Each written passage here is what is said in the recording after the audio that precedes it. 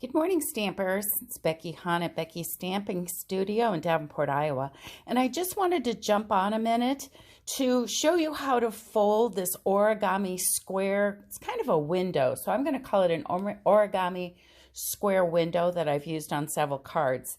I did this in class last week in my Fun Fold class. Don't miss out. It's always the last week of the month, the fourth week. And so I wanted to just jump on and show you how that's done because I'm posting another one. So you start with a square. Generally, I go with a 4-inch square. You go smaller and you end up with a smaller window. If you go larger, it might hang off your standard card. So what you do is origami. So we're going to fold. And I don't have a bone folder handy.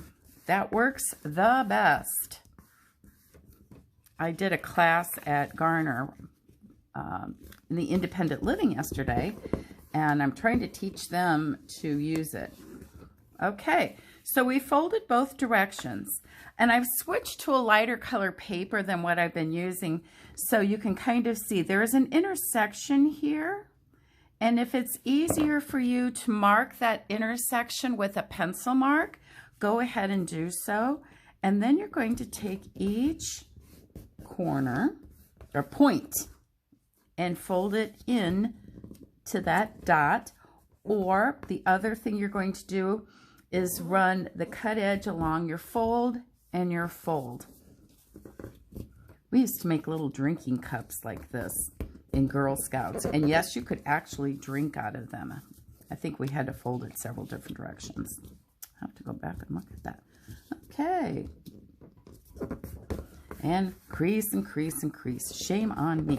I like to also then fold it over and take my bone folder and do the back side as well. Okay, like that. And then you're going to take each one of these points and fold it basically back on itself. Can you see that? I folded it back. And you're going to do all 4 points. The girls found out that this was really not as difficult as it looks, and it really isn't. There's 3, and there's 4, and then you have this darling, what I call a window, that you can place your other motif, like in this case, a peach. You might want to score it. I prefer to leave all this dimension in place. Whoops, there we go. All this dimension in place. But if you feel like you want to tack it all down, you can do that as well. That's your choice. So what have I done with this recently? Here's the card. This turns out to be a square. So it's great to find a square card, which I generally don't make, to place it on. So this is the one we did in class. This is called the Cutest Halloween designer paper. It's 6x6 and it is absolutely adorable. And I did this one following another card I had seen. This is perfect for a bookbinding card because it gives you a square surface to work on, and then you have the binding piece. This is on my blog, so you can find it on my blog, which is beckystampinstudio.blogspot.com. And you can find it there. I should have written that across the top. And then on the inside, you have another square piece. And I've cut out a couple little images from the paper and then used the cute Halloween stamp set. But the focal point is the square. Now, as frequently happens, this takes, since I'm using a 6x6 inch square, you take out a 4-inch square and I only can use 1 sheet per card. So I ran out. I had 12 people at class this last week. And so I switched to another version for a couple of my gals. And this uses another piece that has the little candies. And I punched out of the paper using the punch that comes in the bundle, the little jack-o'-lantern. And they did the same thing with most of the same pieces. They mounted this onto the black and the purple as well.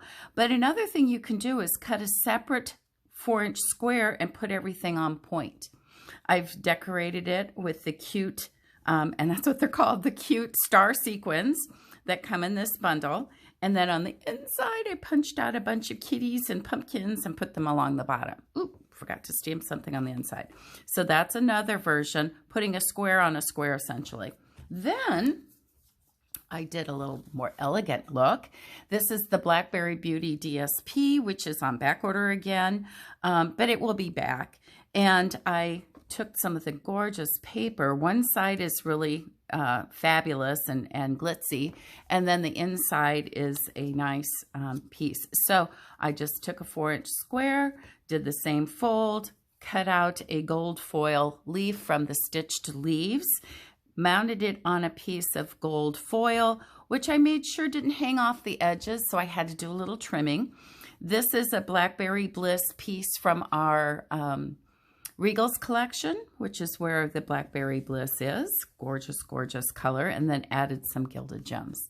So on point or square or themed or not, and these are really fun and easy to do. I hope you'll give it a try. Thanks. Have a good day. Bye.